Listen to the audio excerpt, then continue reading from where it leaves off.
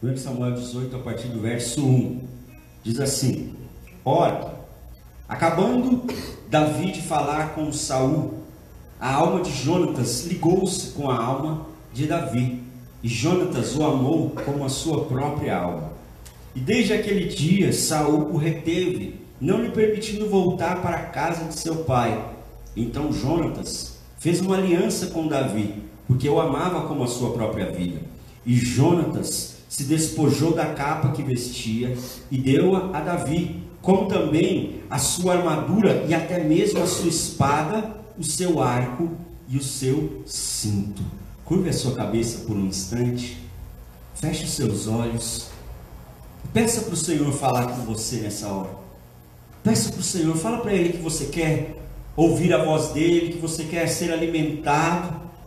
Em nome de Jesus, Senhor, eu te agradeço mais uma vez por essa noite, Senhor.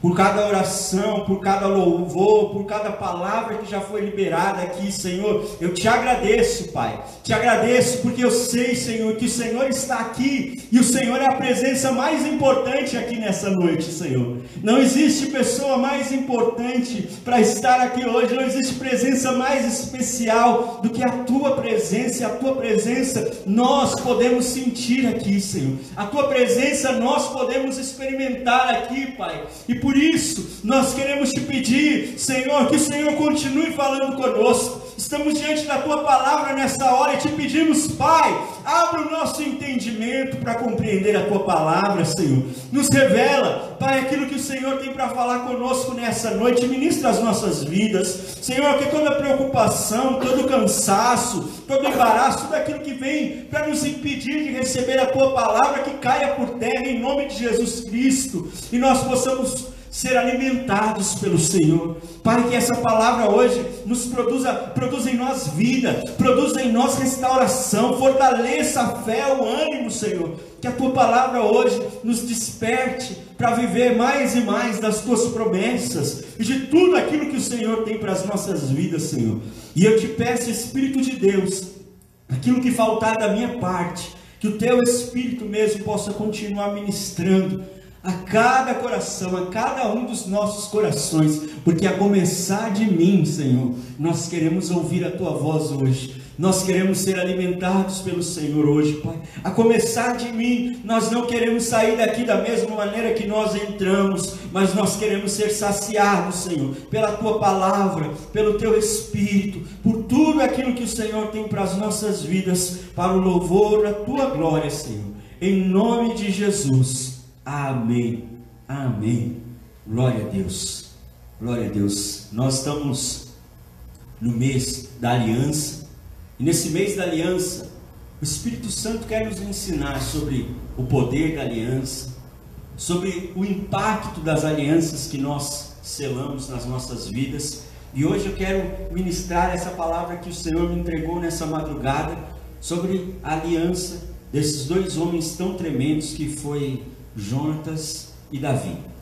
A aliança, nós sabemos que é uma aliança, é um compromisso entre duas partes, né? Onde as duas partes são favorecidas dentro daquele acordo, dentro daquele compromisso.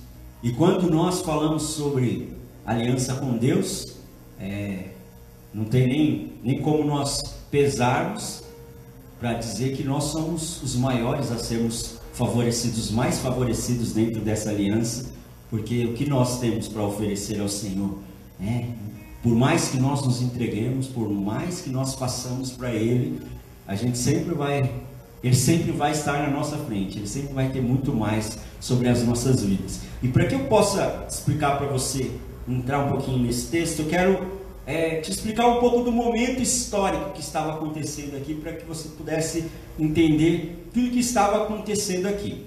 Se a gente voltar em 1 Samuel mesmo, no capítulo 10, nós vamos ver que o povo de Israel, aquele povo que tinha saído lá do Egito, que caminhou durante 40 anos no deserto, e que chegou na terra prometida, e que agora, nesse momento, já estavam ali de posse da terra que Deus tinha prometido para eles. Aquele povo não tinha sobre eles um rei. Deus levantou alguns líderes, como nós conhecemos a história de Moisés, nós conhecemos a história de Josué. Depois que Josué partiu, veio o período dos juízes. Nós conhecemos tantos juízes que Deus levantou ali, conhecemos a história de Sansão, conhecemos a história de Samuel, conhecemos a história de Gideão. Só que aquele povo começou a olhar os povos que estavam em volta, e eles começaram a ver que os povos vizinhos tinham reis, que governavam, que controlavam eles, que cuidavam deles. E eles começaram a desejar que eles também tivessem um rei. No capítulo 10 de 1 Samuel, você pode ver bem esse momento descrito, quando o Senhor fala para o profeta Samuel que ele não havia levantado um rei para aquele povo, porque ele é quem era o rei. Ele é quem seria o rei que iria governá-los. Mas aquele povo estava vendo as outras nações, eles queriam ter um rei como aqueles outros povos tinham. E aí então Deus escolhe um homem chamado Saul para se tornar o rei sobre eles. É interessante nós entendermos que muitas vezes nós oramos muito por algo, e o fato daquilo acontecer não quer dizer que era aquilo que Deus tinha para nós. Aquele povo insistiu tanto por um rei, e Deus atendeu. E quantas vezes nas nossas vidas nós levantamos reis no nosso coração, e aí o trabalho começa a se tornar um rei, ao que eu começo a adorar, a minha família, os meus planos, a minha vontade começa a estar em primeiro lugar, acima de qualquer coisa. É comum quando nós vemos alguém que entra num relacionamento e começa a colocar aquela pessoa acima de tudo, se torna um rei no coração daquela pessoa. E aí a gente começa a caminhar em uma espécie de uma parceria com Deus, onde a gente faz planos e chega para Deus e fala: Senhor, abençoe esse meu plano. Onde a gente decide caminhos e fala: Senhor, vem comigo nesse caminho e me abençoe nesse caminho. E quando nós caminhamos dessa maneira, existe uma forte tendência de nós tomarmos atitudes, direções erradas. E aí é comum você ver a pessoa falando: Senhor, mas eu orei, eu pedi para o Senhor me abençoar. E aí o Espírito Santo vai lá e pergunta: mas você me perguntou primeiro? Você quis saber primeiro qual era a minha vontade? Eu estou contando esse exemplo para você, para que nós pudéssemos entender que a vontade de Deus, biblicamente falando, ela se manifesta de três formas. Existem três tipos de vontade de Deus que a teologia define, que ela separa, e que nós precisamos entender em qual delas nós estamos inseridos, ou em qual delas é melhor nós estarmos. A primeira vontade, você pode ler aí depois da sua Bíblia, Romanos 12:2, é a vontade perfeita de Deus. Lá em Romanos 12:2 diz: e não vos conformeis com este século, mas transformai-vos pela renovação da vossa mente, para que experimenteis qual seja a boa, perfeita e agradável vontade de Deus. A primeira vontade é a vontade perfeita de Deus. Outros estudiosos chamam de vontade absoluta. É aquilo que é o plano perfeito de Deus para as nossas vidas. É aquilo que Deus já tinha escrito para nós antes de nós nascermos. Salmo 139 diz que antes, enquanto nós estávamos sendo gerados, Ele já tinha escrito todos os nossos dias. Essa é a vontade perfeita de Deus. É exatamente aquilo que Deus quer de nós. Mas também existe a vontade circunstancial. Lá em Romanos 8:28, um texto que a gente fala bastante aqui, diz que todas as coisas cooperam para o bem daqueles que amam a Deus. A vontade circunstancial de Deus é quando Deus pega uma situação que era ruim, de repente foi um erro, um caminho errado por onde eu segui, ou foi algo que fizeram contra mim e era uma situação ruim. Deus pega aquilo e converte aquilo em algo bom. Por isso o texto diz: todas as coisas cooperam para o bem daqueles que amam a Deus. Então, essa é a vontade circunstancial, onde Deus transforma uma situação para que Ele continue estabelecendo a vontade dEle sobre as nossas vidas. E por fim, existe a vontade permissiva de Deus. A vontade permissiva de Deus, como eu usei o exemplo do povo de Israel, que orou pedindo tanto que eles queriam um rei. Eles estavam tão obstinados com aquilo, que Deus permitiu. Era a vontade de Deus que eles tivessem um rei? Não era. Essa não era a vontade perfeita de Deus, mas foi a vontade permissiva. Eles pediram tanto, que Deus permitiu. Já vi histórias de pessoas que... Eu conheci um rapaz, uma vez ele estava namorando uma moça e estava para casar com ela. E assim, aonde a gente chegava, Deus usava alguém para falar para ele que não era para ele casar com aquela moça. Era algo assim. Ia visitar uma igreja, tinha alguém que vinha ali no final do culto e falava: olha, não é essa. Não. A gente ia para o monte orar, saía alguém no meio do mato e via: olha, não é essa pessoa. E aquele rapaz insistiu muito e se casou com aquela moça. Poucos meses depois ele já estava desviado da igreja. Pouco tempo depois ele já estava separado, o casamento não tinha dado certo. Foi a vontade permissiva de Deus. Eu quero tanto algo, e nós precisamos nos policiar nisso, que nós precisamos orar e entregar ao Senhor aquilo que nós desejamos e esperar que Ele faça o melhor sobre as nossas vidas. Se nós formos aquele filho que fica pedindo tanto, o pai vai atender, mas é a vontade permissiva. Foi isso que aconteceu com aquele povo. Eles queriam tanto um rei. Deus fala até lá em 1 Samuel 10, ele fala para o profeta Samuel que ele mesmo se sentiu rejeitado pelo povo, porque ele queria ser o rei. Ele queria cuidar do povo que ele tinha levantado, que ele tinha escolhido. Mas tanto que aqueles homens, aquela nação pediu por um rei, Deus entregou para eles um rei. E esse rei foi o rei Saul, que foi um dos piores reis que a nação de Israel pôde conhecer. Um homem que não tinha prazer nas coisas de Deus, um homem que não reconhecia a autoridade, o poder de Deus, que não honrava a Deus como Senhor daquele povo, a ponto de, a história nos conta, lá em 1 Samuel 16, que Saul chegou a ser rejeitado por Deus. Deus falou: eu não quero mais ele como rei. E aí então, Deus levanta um novo rei. E esse rei se chama Davi. Quantos já ouviram da história do rei Davi? Dispensa qualquer apresentação. Deus escolhe aquele homem para ser o novo rei, que iria reinar no lugar de Saul, quando Saul fosse destituído do trono. E Davi, diferente de Saul, Davi era um homem que amava Deus. Ele era um homem que honrava a Deus, ele era um adorador, ele era um homem temente a Deus, a ponto de que ele é conhecido até hoje como o maior rei que Israel já teve, foi o rei Davi. Ele foi tão honrado pelo seu coração que amava a Deus, que quando nós vemos algumas pessoas chamando por Jesus nos evangelhos, elas chamam Jesus filho de Davi. Então que aquele homem foi honrado, foi reconhecido. E essa história que eu quis para te explicar o momento que estava acontecendo aqui no texto que nós lemos, nos faz enxergar e ter certeza de que esperar pela vontade de Deus é sempre o melhor para as nossas vidas.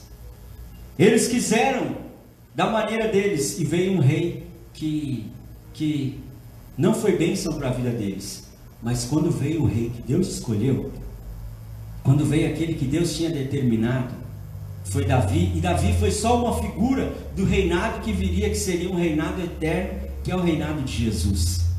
Quando Deus, Ele estabelece, quando nós esperamos pela vontade de Deus sobre as nossas vidas, nós entendemos Romanos 12, que diz que ela é boa, perfeita e agradável.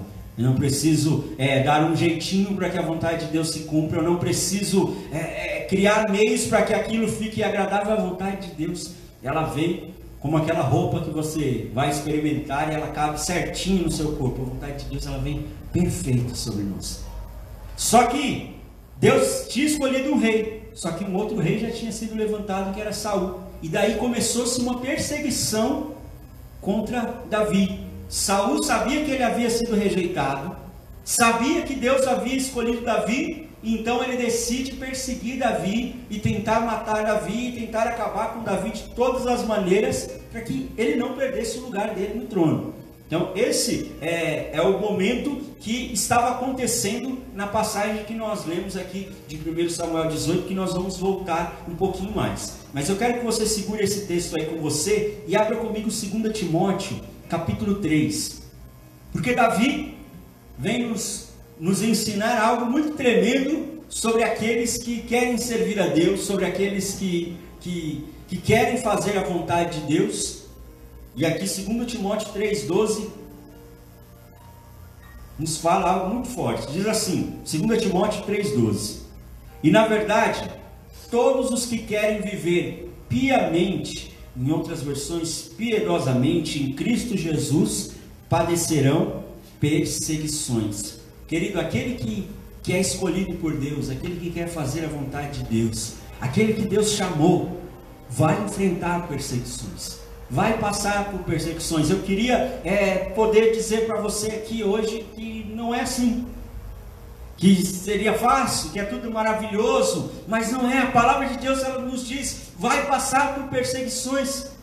Só que nós precisamos nos lembrar das palavras de Jesus em João 16:33, quando ele disse: no mundo tereis aflições, mas tem de bom ânimo, eu venci o mundo. Fala para você mesmo, fala assim: eu preciso ter bom ânimo. Amém? Amém? Nós vamos enfrentar perseguições, e essas perseguições são marcas apostólicas que Deus coloca sobre as nossas vidas. Abre comigo mais um texto, Gálatas 6.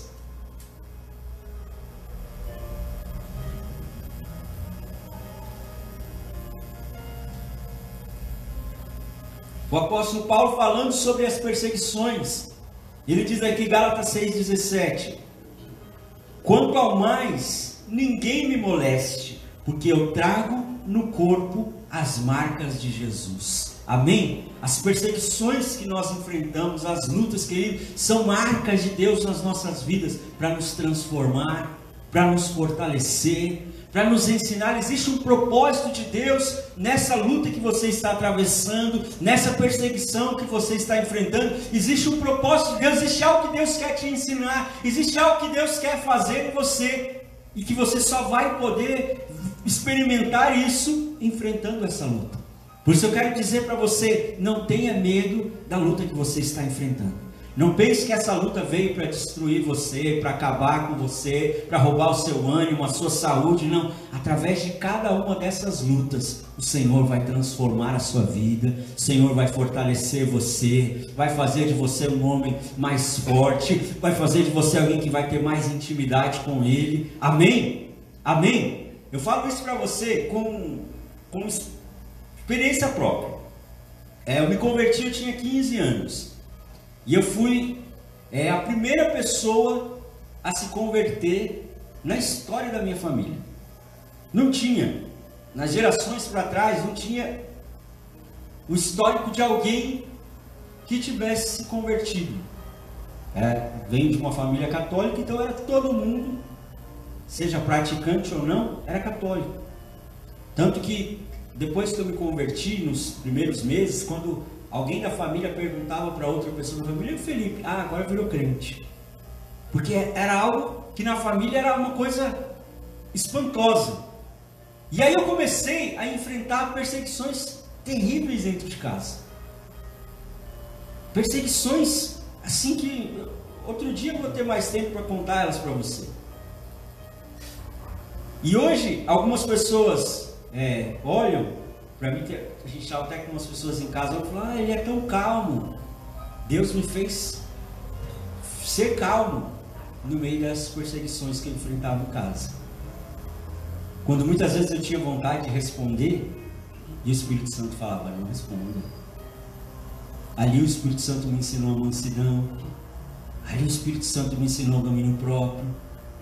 Eu ouso dizer para você que se eu não tivesse passado por aquele momento, aquilo durou ali quase uns 3 anos aquela fase. Se eu não tivesse passado por aquele momento, quanta coisa eu teria deixado de aprender. Por isso a gente entende quando o apóstolo Paulo nos ensina a glorificar a Deus por causa das nossas lutas. Porque existe um propósito de Deus, existe algo que Deus está fazendo em nós. Eu aprendi a buscar a Deus, a ter intimidade com Deus no meio daquela perseguição, quando a única coisa que eu poderia fazer era fechar a porta do meu quarto e orar e buscar a Deus e ler a palavra de Deus. Então, no meio dessa situação que você está enfrentando, querido, existe um propósito de Deus. Não fuja dessa luta, não fuja dessa perseguição, não reclame daquilo que você está vivendo. Comece a entender o que Deus quer fazer na sua vida, comece a entender como Deus quer trabalhar, o que Deus quer te ensinar através da situação que você está enfrentando. Amém? Amém? E essa história de Davi, ela nos dá esse exemplo. Porque aí foi no meio desse tempo de perseguição, onde Saul queria matar Davi. Olha, a gente vive hoje luta que alguém fala mal da gente pelas costas, né? Essas coisas que no trabalho quer puxar o tapete, tomar o lugar, mas aqui a gente está falando de uma perseguição que alguém podia ser morto. Saul queria matar Davi, queria acabar com a vida dele. Não era só difamar, era matar realmente. E no meio daquela situação, em meio àquela perseguição, Davi conhece Jonatas, o filho de Saul. Olha como a situação era complicada. Tinha um rei no trono, que era Saul. Davi já tinha sido ungido rei, mas já tinha um rei lá reinando. Para ficar mais difícil, esse rei tinha um filho, que naturalmente ele ia ser o herdeiro de Saul. Se Saul saísse do trono, não ia ser Davi, humanamente falando, que ia entrar, teria que ser Jonatas, que era o filho. Então a situação estava bem difícil. Só que Jonatas era um homem de Deus. E quando ele conheceu Davi, ele entendeu o propósito de Deus na vida de Davi. Ele entendeu que o rei que Deus iria levantar não era ele, era Davi. E aí por isso ele faz uma aliança com Davi, que é o texto que nós estávamos lendo no início. Eu quero que você volte comigo lá para 1 Samuel, capítulo 18. Porque talvez você esteja enfrentando esse momento que Davi estava vivendo. Sabe quando está tudo ruim? E aí você fala assim, agora pior do que está, não dá para ficar. E aí acontece alguma outra coisa e fala, meu Deus, eu não acredito que podia ficar pior. Era a história de Davi. E assim como Deus agiu na vida de Davi, querido, Deus vai agir na tua vida também, em nome de Jesus. Amém? Amém? Vem comigo, 1 Samuel 18, o texto diz, ora, versículo 1, ora, acabando Davi de falar com Saul, a alma de Jonatas ligou-se com a alma de Davi, e Jonatas o amou como a sua própria alma. Jonatas olhou para Davi, reconheceu que tinha um propósito de Deus sobre a vida dele. Ele ia ser o futuro rei, ele ia ser o rei de Israel. Ele era aquele que Deus havia escolhido. E aí então, ali é gerado uma aliança tão forte que chega a ser uma aliança de alma. Era uma aliança muito forte que foi gerada entre aqueles dois homens. E essa história, uma outra lição que essa história nos traz, é que em tempos de perseguição, de lutas, de dificuldade, a gente só vai permanecer, nós só vamos conseguir vencer se nós perseverarmos em estar em aliança. O que trouxe vitória para Davi foi a aliança que ele fez com Jonatas. Tinha alguém que se aliançou com ele, e a gente vai entender ao longo dessa palavra o quanto a aliança de Jonatas com Davi fortaleceu ele para que ele continuasse enfrentando aquela guerra e pudesse chegar até o trono. E essa história também nos ensina de que nós precisamos aprender com Jonatas, que nós precisamos ser Jonatas e não Saul. Nós não podemos ser aquele que persegue, aquele que fala mal, aquele que difama. Nós temos que ser o Jonatas, aquele que vai dar apoio, aquele que vai ajudar aquele que está precisando. Nós aprendemos duas lições específicas nessa história. primeira delas é que nós precisamos nos aliançar com aqueles que nos amam e que lutam junto conosco pelos propósitos de Deus para as nossas vidas. Esse foi o Jonatas. O Jonatas olhou para Davi e falou: olha, é ele que Deus escolheu. Ele abriu mão, porque era ele que ia ser o rei. Era ele que ia ter a autoridade, que ia ter toda a honra, toda a pompa de um rei. Ele abriu mão para lutar junto com Davi, a guerra de Davi, e ver o propósito de Deus se cumprir sobre a vida de Davi. Você pode ser um Jonatas sobre a vida de alguém. Quantas pessoas passam pelas nossas vidas e que Deus permite muitas vezes para que nós sejamos um Jonatas, para fortalecer, para animar, para falar: olha, eu vou lutar junto com você.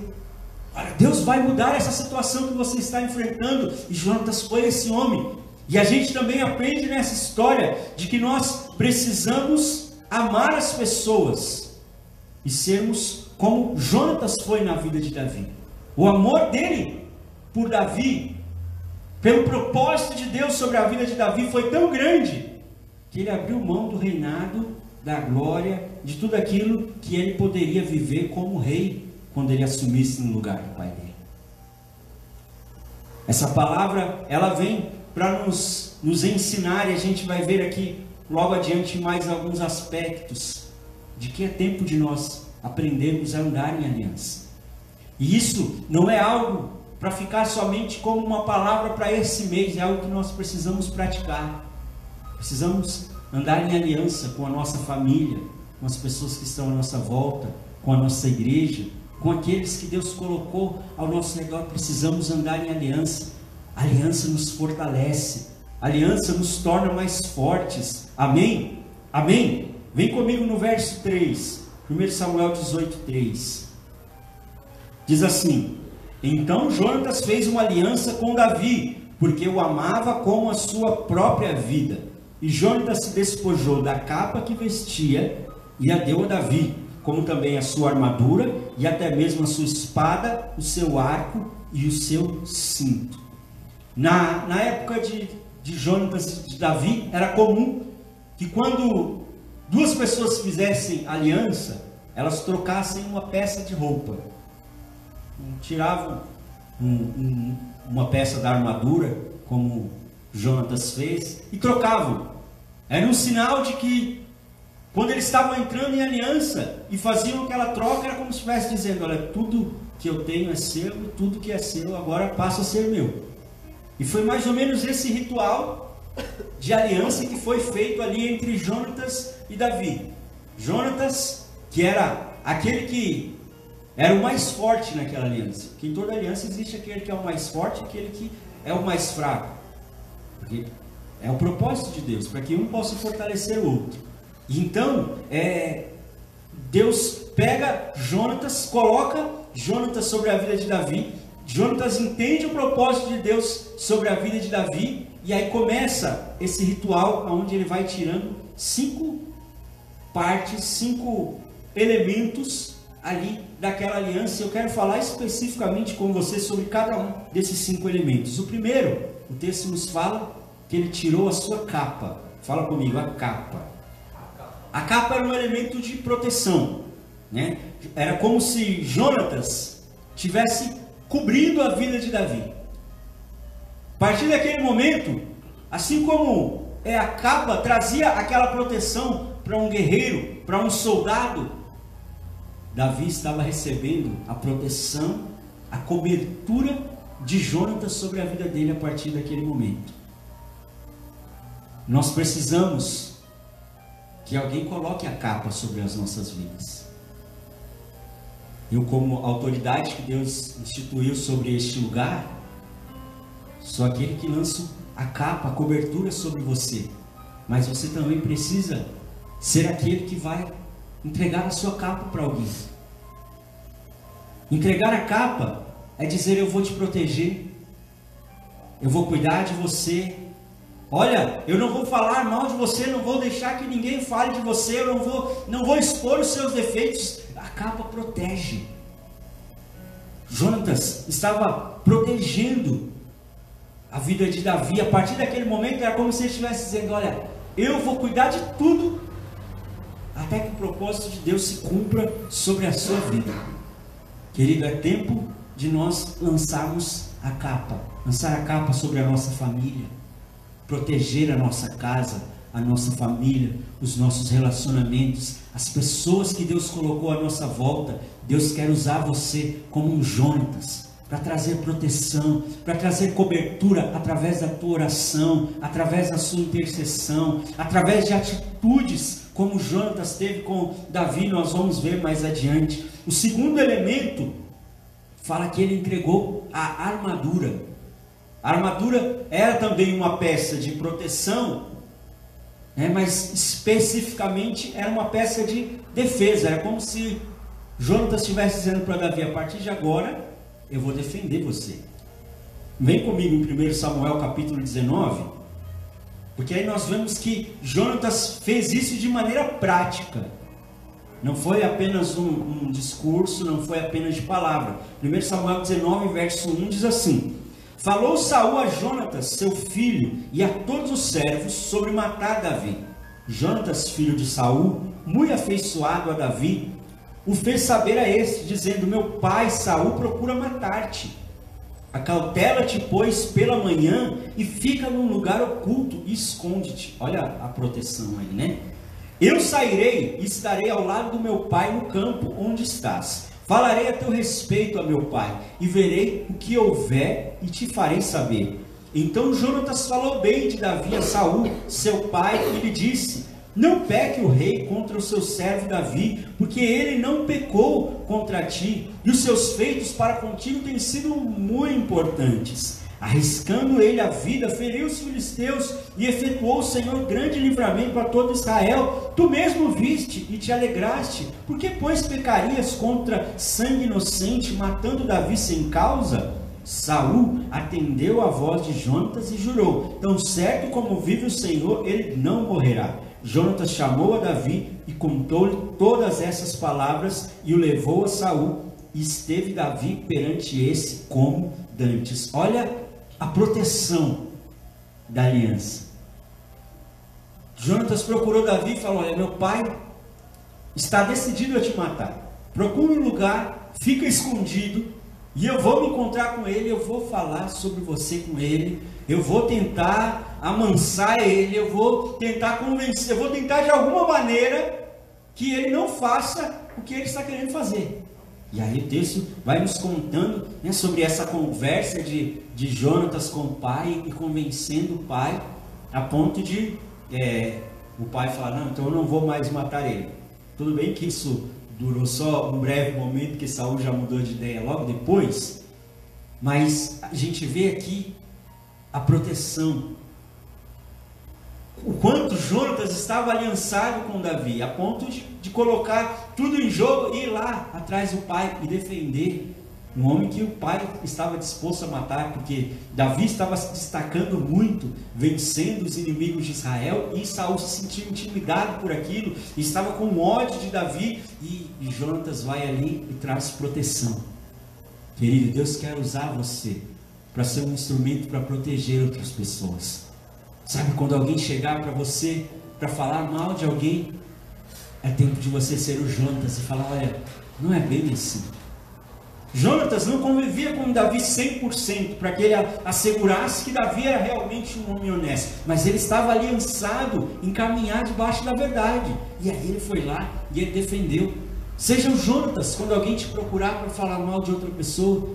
Seja o Jonatas quando você ver alguém tendo a sua fraqueza exposta, sendo envergonhado. Seja aquele que defende.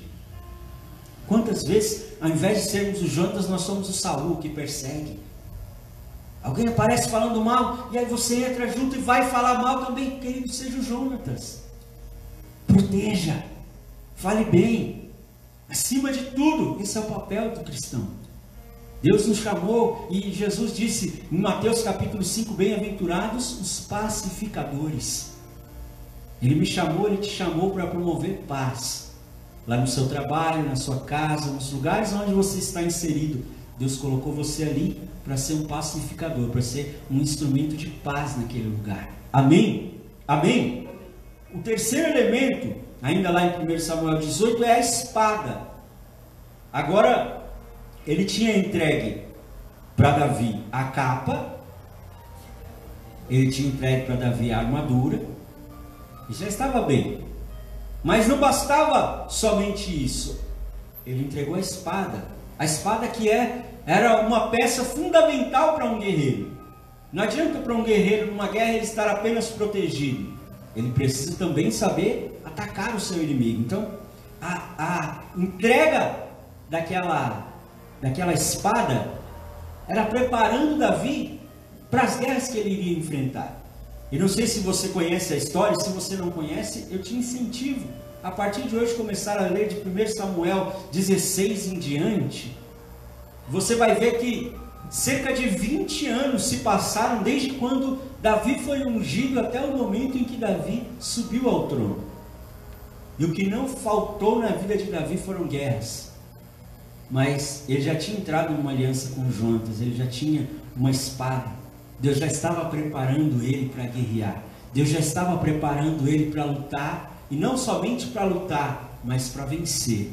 E hoje o Senhor trouxe você até aqui. Essa palavra vem sobre as nossas vidas porque o Senhor quer nos ensinar a enfrentar as guerras que nós temos vivido, e Ele quer nos dizer nessa noite que não somente nós vamos enfrentar, mas nós vamos viver vitória sobre cada uma das guerras que nós temos enfrentado. Amém? Amém? Lá em Juízes capítulo 3, você pode ler depois, no versículo 2, a palavra nos fala que o Senhor Ele quer nos ensinar a guerra, Ele quer nos ensinar. Efésios capítulo 6, 12, fala que a nossa guerra, ela não é contra a carne nem contra o sangue, não é contra pessoas. Amém? Você não vai sair daqui para brigar, para bater em ninguém. Sua guerra não é contra homens, a nossa guerra, o texto diz, é espiritual, contra principados e potestades. E nós precisamos entender isso, aprender sobre a guerra, tomar nas mãos a espada. Efésios 6,17 compara a espada à palavra de Deus.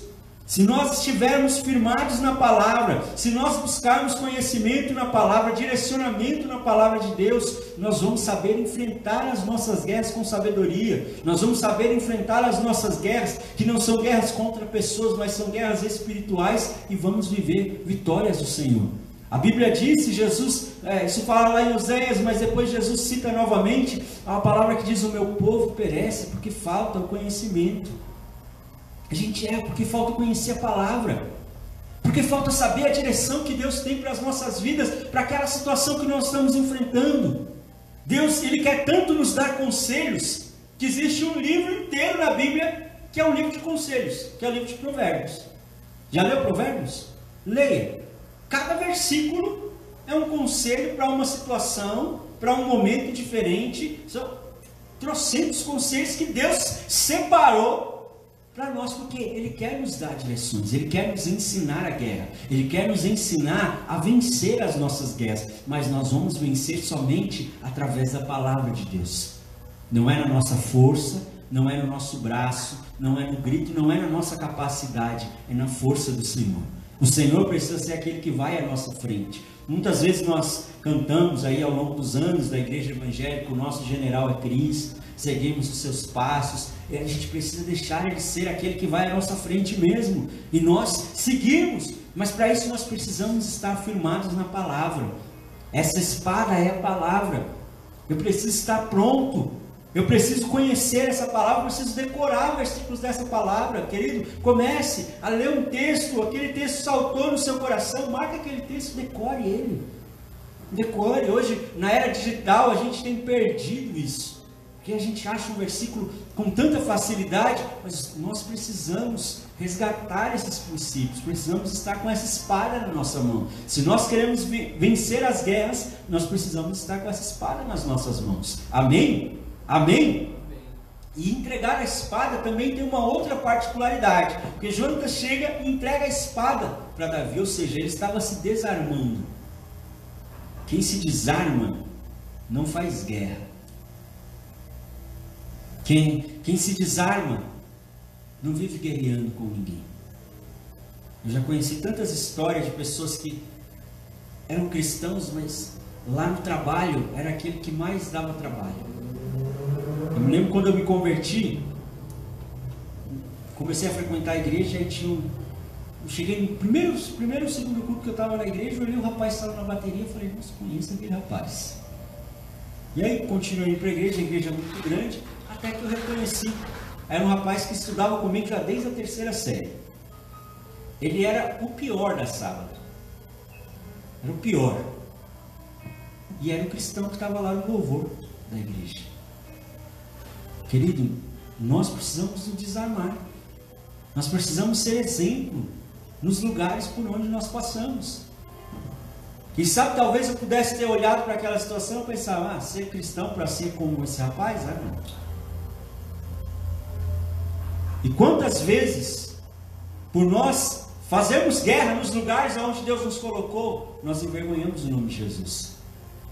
Olha, deixa eu falar para você, eu gostaria muito de ter trazido para você uma palavra de vitória, mas eu preciso falar para você aquilo que Deus quer falar conosco.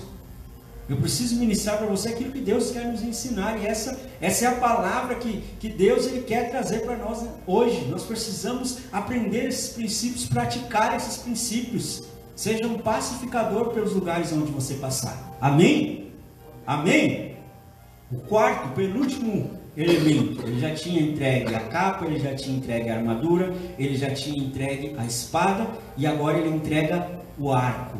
O arco era uma arma de caça, né? Então, se com a espada Davi conseguiria enfrentar inimigos, mas a flecha ela vai muito mais longe. Era um instrumento que ia permitir que Davi vivesse conquistas maiores, que com a espada ele só enfrentaria o que estaria ali diante dele, mas com a flecha ele poderia alcançar outros territórios, inimigos muito mais distantes. E aí quando eles entram naquela aliança e Jonatas entrega o arco, é tremendo, porque Jonatas não viu depois o futuro de Davi lá adiante, não viu o rei que Deus fez Davi se tornar, mas ele já estava naquela aliança dizendo para Davi, olha, você vai conquistar muito mais. Você vai ir muito mais adiante do que você imagina. Se você ler lá em 1 Samuel 16, você vai ver a história de Davi. Era um jovenzinho que cuidava das ovelhas do seu pai. Era aquele que era totalmente esquecido. No dia em que o profeta chegou na casa de Davi para escolher o novo rei, ele tinha mandado avisar para fazer um banquete naquele dia. Davi era tão sem importância na casa dele que trouxeram todos os irmãos, menos Davi. Ficou lá do lado de fora fazendo o trabalho dele. Mas Deus tinha para aquele rapaz, que era tão esquecido pelos outros, Deus tinha para ele um futuro tão grande. E aquele arco simbolizava isso. Isso fala para nós o quanto nós não podemos nos limitar nas nossas conquistas. Segura esse texto e abre comigo 2 Coríntios capítulo 6.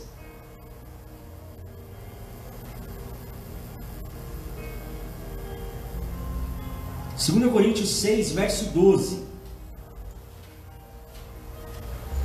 Olha o que o apóstolo Paulo diz aqui: não tendes limites em nós, mas estáis limitados em vossos próprios afetos. Quantas vezes nós não conquistamos mais porque nós nos limitamos? Do jeito que tá bom. Não, desse jeito tá. E a gente vai se virando dessa maneira aqui.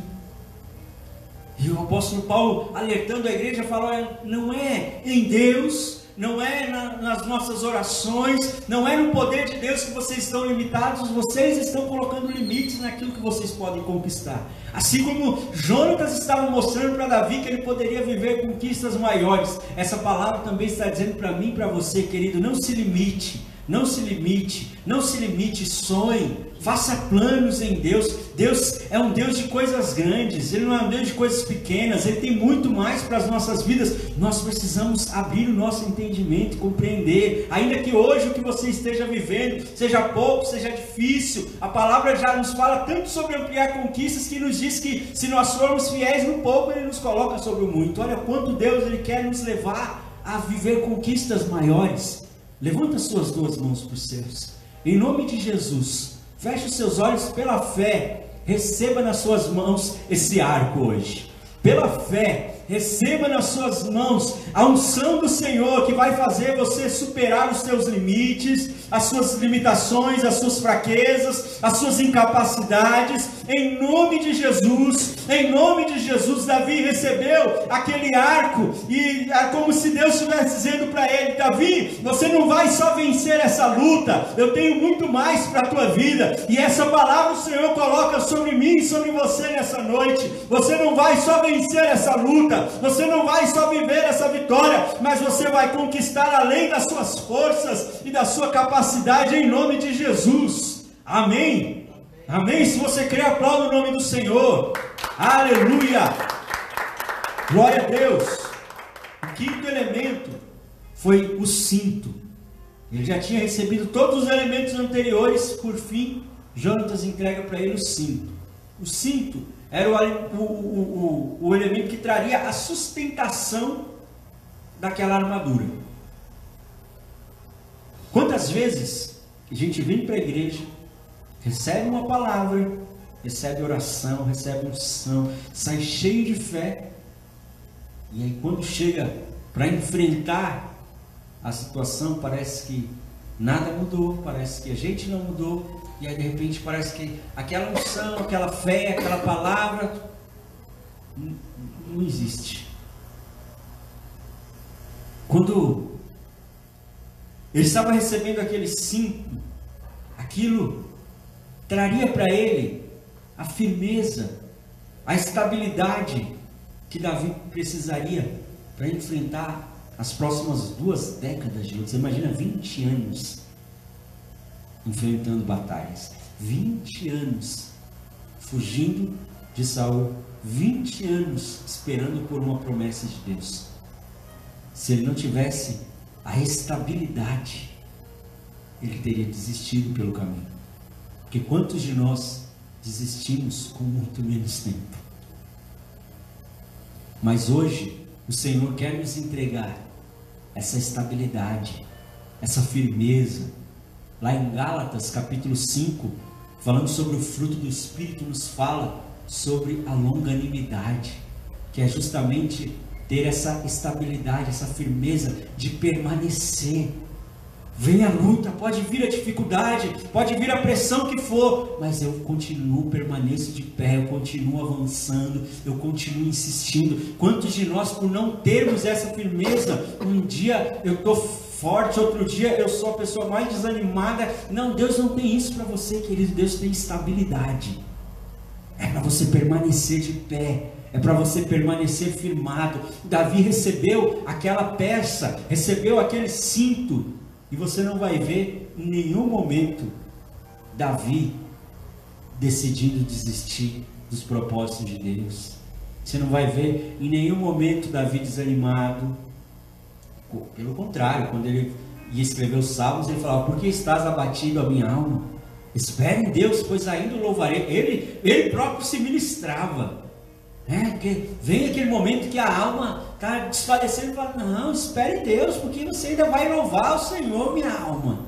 Olha a estabilidade daquele homem. Essa estabilidade que Deus quer me dar, essa estabilidade que Deus quer te dar, querido, para que a gente permaneça, para que a gente não pare pelo meio do caminho, para que a gente não seja roubado pelas dificuldades, pelas adversidades. Amém? Amém? Davi foi muito abençoado por Deus, por ter entrado naquela aliança. Mas, como eu disse no início, a aliança tem 2 partes. Eu entro numa aliança com Deus, eu não vou ficar esperando só que Deus faça e eu não vou fazer nada. Eu entro numa aliança com a igreja, eu não vou ficar esperando somente da igreja e eu não vou fazer nada. A aliança existem 2 partes. E Davi, eu quero terminar essa palavra mostrando para você os momentos onde Davi honrou com a aliança. Como eu te falei, passaram-se 20 anos, desde que Davi foi ungido rei, até o momento em que ele assumiu o trono. No meio desses 20 anos, Jonatas morreu. E aquilo talvez poderia ser para Davi um sinal de que a aliança estava desobrigada, afinal Jonatas não estava mais lá. Mas Davi era um homem de aliança. Eu quero ler com você 1 Samuel capítulo 20. Porque mesmo com o tempo passando, ele permaneceu fiel à aliança. 1 Samuel 20, 12, diz assim, capítulo 20, verso 12. E disse Jonatas a Davi: o Senhor, Deus de Israel, seja testemunha. Amanhã ou depois de amanhã, a estas horas, sondarei meu pai. Se algo houver favorável a Davi, eu te mandarei dizer. Mas se meu pai quiser fazer-te mal, faça com Jonatas o Senhor o que a este aprouver. Se não te fizer saber eu, e não te deixar ir embora, para que sigas em paz. E seja o Senhor contigo, como tem sido com o meu pai. Se eu então ainda viver, porventura, não usarás para comigo da bondade do Senhor para que não morra? Nem tampouco cortarás jamais da minha casa a tua bondade, nem ainda quando o Senhor me desarraigar da terra todos os inimigos de Davi. Assim fez Jonatas aliança com a casa de Davi, dizendo: vingue o Senhor os inimigos de Davi. Jonatas fez jurar a Davi de novo, pelo amor que este lhe tinha, porque Jonatas o amava com todo o amor da sua alma. Desce comigo no verso 42. Disse Jonatas a Davi: vai-te em paz, porquanto juramos ambos em nome do Senhor, dizendo: o Senhor seja para sempre entre mim e ti, entre a minha descendência e a tua. Agora vai mais adiante em 2 Samuel, no capítulo 4. Eles firmaram a aliança foi estabelecida para ser uma aliança para sempre. E aí passou-se o tempo. 2 Samuel 4, verso 4, diz assim: Jonatas, filho de Saul, tinha um filho aleijado dos pés. Era da idade de 5 anos, quando de Jezreel chegaram as notícias da morte de Saul e de Jonatas. Então sua ama o tomou e fugiu. Sucedeu que, apressando-se ela a fugir, ele caiu e ficou manco. Seu nome era Mefibosete. Agora vem mais adiante em 2 Samuel capítulo 9. Então Jonatas morreu. Toda a família de Saul foi morta. Sobrou apenas um filho de Jonatas, que era Mefibosete, que era aleijado. Aconteceu esse fato que nós lemos aqui, e que ele ficou aleijado. 2 Samuel capítulo 9, diz assim: disse Davi: resta ainda porventura alguém da casa de Saul, para que use eu de bondade para com ele, por amor de Jonatas? Havia um servo na casa de Saul, cujo nome era Ziba. Chamaram-no que viesse a Davi. Perguntou-lhe o rei: és tu Ziba? Respondeu: eu mesmo, teu servo.